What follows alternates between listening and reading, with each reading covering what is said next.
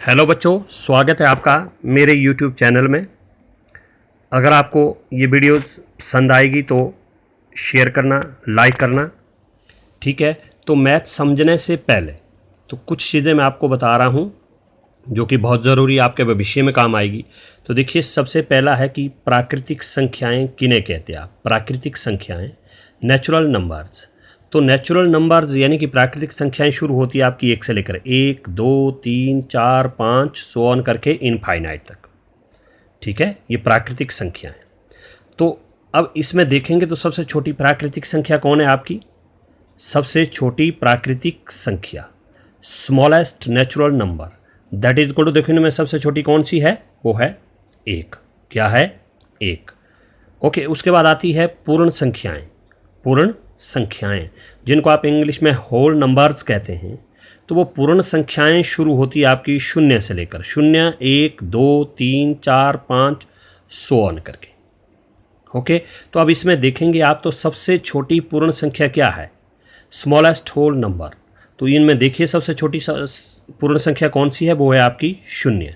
तो वो आ गया 0, ठीक है। अब ऐसे भी प्रश्न पूछे जाते हैं कि क्या सभी प्राकृतिक संख्याएं पूर्ण संख्याएं होती है। तो आप देख सकते हैं, देखो प्राकृतिक संख्याएं यहाँ हैं 1 से लेकर शुरू है और पूर्ण संख्याएं आपकी 0 से लेकर शुरू है। तो आपकी प्राकृतिक संख्याएं पूर्ण संख्याएं होती है। क्यों? क्योंकि सभी प्राकृतिक संख्याएं जो है पूर्ण संख्या में हैं। जैसे एक इसमें पूर्ण संख्या में भी है, देखो प्राकृतिक संख्या में भी है, 2 प्राकृतिक संख्या में भी है, पूर्ण संख्या में भी है। अगर इसका उल्टा पूछा जाए, क्या प्रत्येक पूर्ण संख्या प्राकृतिक संख्या होती है, इसमें आप लिख सकते हैं नहीं। क्यों? देखो इसमें 0 है, इसमें है 0, नहीं है। यानी कि सारी पूर्ण संख्याएं आपकी प्राकृतिक संख्या में होनी चाहिए, तब आप लिख सकते हैं कि हमारी ये जो पूर्ण संख्याएं हैं वो प्राकृतिक संख्याएं हैं। ओके, तो अब उसके बाद आते हैं आपके पूर्णांक। क्या आते हैं? पूर्णांक, जिन्हें आप इंग्लिश में इंटीजर्स कहते हैं। तो पूर्णांक जो आपके धनात्मक भी होते हैं और ऋणात्मक भी होते हैं, ठीक है। तो माइनस वाले भी होते हैं, यानी कि प्लस वाले अंक भी होते हैं। तो देखिए ध्यान करके मैंने सो ऑन करके लिखा है, इसका मतलब इसके पीछे और भी -4, -5, -6 इस तरह से। उसी तरह यहाँ पर 3, 4, 5, 6 इस तरह से है। तो इस तरह से पूर्णांक ऋणात्मक भी होते हैं और धनात्मक भी होते हैं। तो देखिए -3 से लिया मैंने, -3, -2, -1, 0, 1, 2, 3। तो अब इनमें देखेंगे तो आप इनमें सबसे छोटा पूर्णांक लिखना मुश्किल है, क्योंकि ये सो ऑन इस साइड भी इनफाइट में जा रहा है और प्लस साइड भी इनफाइट में जा रहा है। इसमें लिखना मुश्किल है आपका, इसमें आप स्मॉलेस्ट नहीं लिख सकते हैं। अगर मान लो हमारे पास -3 से लेकर दिया होता तो तब आप सबसे छोटा -3 लिखते, ठीक है। एक बात और ध्यान रखना कि जितनी बड़ी माइनस की संख्या यानी कि पूर्णांक होगा वो उतना छोटा होगा। अगर यहीं पर कहीं आपकी -3 इस 0 से छोटा है कि बड़ा है तो आप कहेंगे ये छोटा है। माइनस वाली संख्या हमेशा छोटी होती है, ये ध्यान रखना आपने। ओके, तो उसके बाद आ रहा है सम संख्याएं, जिन्हें आप इवन नंबर्स कहते हैं। क्या कहते हैं? Even numbers. तो सम संख्याओं की पहचान कैसे करते हैं आप? जिनके इकाई के अंक, whose ones digits are, जिनके केवल इकाई के अंक, वंस डिजिट्स यानी कि इकाई के अंक देखना आपने, या तो 0 है, वो 2 हो, 4 हो, या 6 हो, या 8 हो। इनमें से अगर इकाई के अंक की जगह अगर कोई भी अंक आया तो समझना कि आपने वो क्या है, आपकी सम संख्या है। क्या है? सम संख्या। मैंने यहाँ पर एग्जाम्पल लिया, देखिए ये है 240। मैंने गलती से ये जो है यहाँ पर कॉमा लगाया था, तो ये कॉमा नहीं होगा, सिंपल 240 है। तो इकाई, दहाई, सैकड़ा। तो देखो इकाई का अंक क्या आ गया? 0। तो ये क्या हो गया? आपकी सम संख्या। उसी तरह 5,63,346। तो देखिए सिर्फ आपने इसमें इकाई का अंक देखना, तो आप फट करके इसको पहचान सकते हैं कि ये सम संख्या या विषम संख्या। तो इकाई का अंक देखो 6 है, तो क्या है? ये सम संख्या है।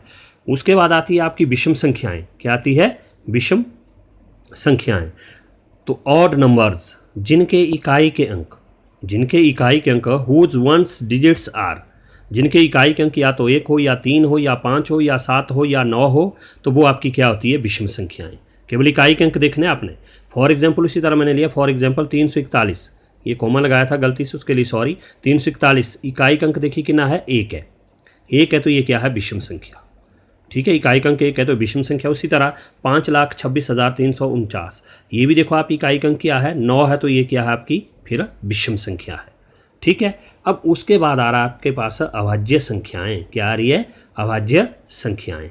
जिनके केवल, अभाज्य संख्याओं को कैसे पहचानेंगे आप, प्राइम नंबर्स जिनके केवल 2 गुणनखंड हो, केवल उनके 2 ही गुणनखंड बनेंगे। एक तो होगी संख्या स्वयं यानी कि स्वयं संख्या, और दूसरा उसका एक होगा। Which has only 2 factors, which has only 2 factors, it's self number, या तो संख्या स्वयं होगी, एंड 1, एक तो वो संख्या खुद होगी और दूसरे के बाद दूसरा गुणनखंड उसका एक होगा।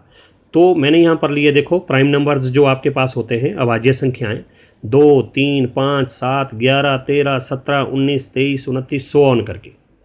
ठीक है, तो अब इनमें से देखिए सबसे छोटी अभाज्य संख्या क्या है, तो आप देख सकते हैं यहाँ पर सबसे छोटी अभाज्य संख्या क्या है, 2। ठीक है, smallest prime number that is equal to 2। अब देखो मैं एग्जाम्पल भी बता रहा हूँ कि 2 के अभाज्य गुणनखंड, प्राइम फैक्टर्स ऑफ 2, 2 1 जा 2 यानी कि 2 एकम 2। देखो एक तो 2 ही है इसका गुणनखंड और दूसरा 1 है। उसी तरह 3 लिया मैंने, देखो 3 के अभाज्य गुणनखंड 3 गुणा 1, 3 एकम 3, एक 3 है और दूसरा 1 है, प्राइम फैक्टर्स ऑफ 3। मान लो आप 19 के लेंगे, 19 के अभाज्य गुणनखंड क्या होंगे, 19 एकम 19, एक 19 होगा दूसरा 1 होगा उसका, तो 19 एकम 19 यानी कि एक संख्या स्वयं होगी दूसरा 1 होगा उसका गुणनखंड। अब उसके बाद आ रहा है आपकी सह अभाज्य संख्याएं, क्या आ रही है, सह अभाज्य संख्याएं। तो आप इसमें भी देखिए सह अभाज्य संख्याएं कैसे पहचानते हैं आप, सह अभाज्य संख्याएं को प्राइम नंबर्स जिन 2 या 2 से अधिक संख्याओं का सार्वगुणनखंड 1 हो, जिन 2 या 2 से अधिक संख्याओं का सार्वगुणनखंड 1 हो, कॉमन फैक्टर ऑफ 2 और मोर नंबर्स इज 1, एक आना चाहिए उनका कॉमन फैक्टर सार्वगुणनखंड। फॉर एग्जाम्पल मैंने लिया 5,6, क्या लिया है 5,6, तो 5 के अभाज्य गुणनखंड प्राइम फैक्टर्स ऑफ 5, 5 एकम 5 यानी कि 5 इंटू 1 यानी 5 1 जा 5, 5 और 1 हुआ। उसके बाद 6 के अभाज्य गुणनखंड प्राइम फैक्टर्स ऑफ 6, 2 3 6 एकम 6, देखिए इस तरह से निकालना है आपने, 2 3 6 और 3 एकम 3 1। अब आए देखिए इसके गुणनखंड 2 गुणा 3 गुणा 1। अब देखिए इनके सार्वगुणनखंड दोनों में कॉमन फैक्टर, देखिए इसमें 5 है इसमें 5 है, नहीं है कॉमन दोनों में, इसमें 2 है इसमें 2 है, नहीं है, इसमें 3 है इसमें 3 है, नहीं है, तो देखो इसमें भी 1 है और इसमें भी 1 है, दोनों में क्या है कॉमन, 1 है दोनों में, देखो इसमें भी 1 है और यहाँ पर भी 1 है। ये देखिए ये आगे इनका अभाज्य गुण यानी कि सार्वगुणनखंड के आगे इनका अभाज्य गुणनखंड के बीच में वो आ गया 1 दोनों का। तो ये 2 संख्याओं का जोड़ा जो आपका क्या है, सह अभाज्य संख्या है। क्या ये सह अभाज्य संख्या, 2 से अधिक संख्या भी होगी। ठीक है, देखना कि अगर उनका गुण सार्वगुणनखंड 1 आता है तो तब समझना कि सह अभाज्य है, अदरवाइज वो सह अभाज्य नहीं होगा। ठीक है, उसके बाद आ रहा आपका क्या कि परिमेय संख्याएं। परिमेय संख्याएं किन्हें कहते हैं आप, परिमेय संख्याएं rational numbers.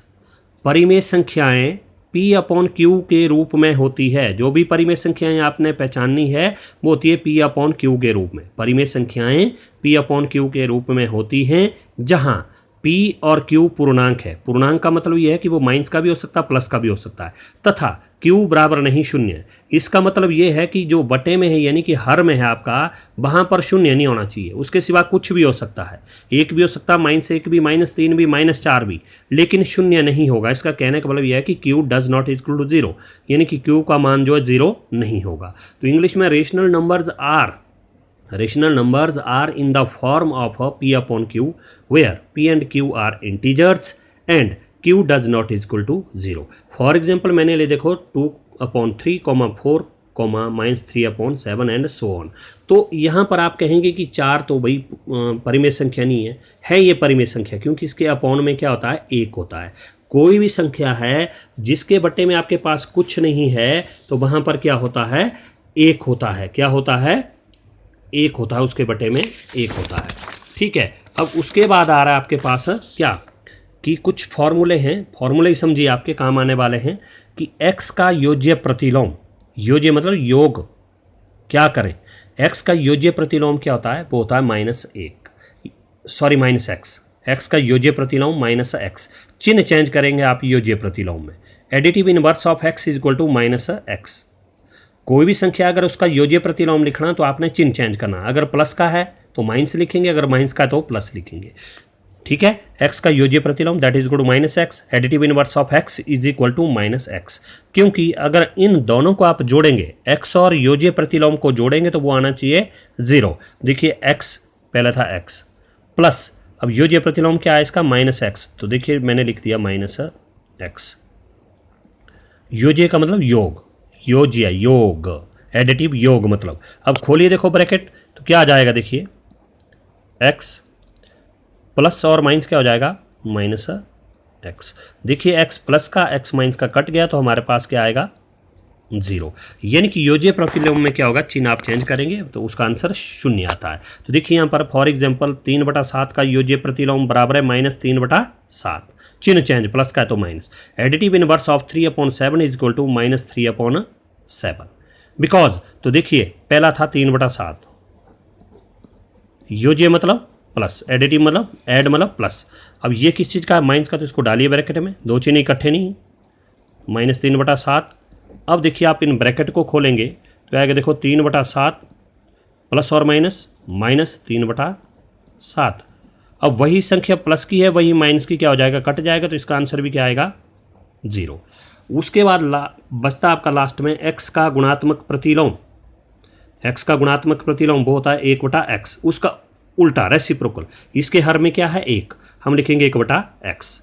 Multiplicative inverse of x is equal to 1/x, क्योंकि इसका जो डिनोमिनेटर है वो है 1, इसका डिनोमिनेटर न्यूमरेटर बनेगा, न्यूमरेटर का डिनोमिनेटर बनेगा, ठीक है। तो फॉर एग्जांपल -2/3 का गुणात्मक प्रतिलोम, -2/3 का गुणात्मक प्रतिलोम, ये हर का बनेगा अंश 3/-2, उल्टा लिखेंगे आप, नीचे वाला ऊपर, ऊपर वाला नीचे। Multiplicative inverse of -2/3 that is equal to 3/-2। तो जैसे अगर गुणात्मक प्रतिलोम में लिखना तो उसको आंसर 1 आना चाहिए, जैसे x है लिख दिया, गुणात्मक मतलब गुणा, प्रतिलोम क्या आया इसका, 1/x। अब देखिए x बटे में और x ऊपर, x से ऊपर नीचे आपका कटता है गुणा करती बारी, x से x कट गया तो हमारे पास क्या बच गया, देखो 1। तो गुणात्मक प्रतिलोम में आंसर 1 आता है। उसी तरह जैसे -2/3 का गुणात्मक प्रतिलोम 3/-2, अंश का हर का अंश उल्टा लिखना, ऊपर वाला नीचे, नीचे वाला ऊपर। Multiplicative inverse of -2/3 is equal to 3/-2, sign वैसे ही रहेंगे, इसमें नहीं चेंज होता है। अब देखिए पहली संख्या आपके पास -2/3 है, गुणात्मक मतलब गुणा, ये प्रतिलोम इसका 3/-2 आया। अब देखिए माइनस से माइनस हो गया कैंसिल, क्योंकि माइनस माइनस प्लस हो गया, 3 एकम 3, 3 एकम 3, 2 एकम 2, 2 एकम 2, यानी कि 3 बन जा 3, 3 बन जा 3, 2 बन जा 2, 2 बन जा 2। तो हमारे पास बच गया देखो 1 बन जा 1, अपॉन में 1 लिखने की ज़रूरत नहीं, ठीक है। अब रहा लास्ट एंड फाइनल x का व्युत्क्रम। x का व्युत्क्रम, किसी का भी अगर व्युत्क्रम लिखना तो वो उल्टा होता है, सेम इसका ही प्रतिलोमी की तरह। तो x का व्युत्क्रम 1/x, यानी कि इसके बटे में 1 है तो इसका 1/x। Reciprocal of x is equal to 1/x। For example 4 का व्युत्क्रम 1/4, क्योंकि इसके हर में क्या होता है 1। Reciprocal of 4 is equal to 1/4। Thank you. अगर आपको ये वीडियो लाइक होगी तो आप इनको लाइक कीजिए और शेयर कीजिए। Thank you.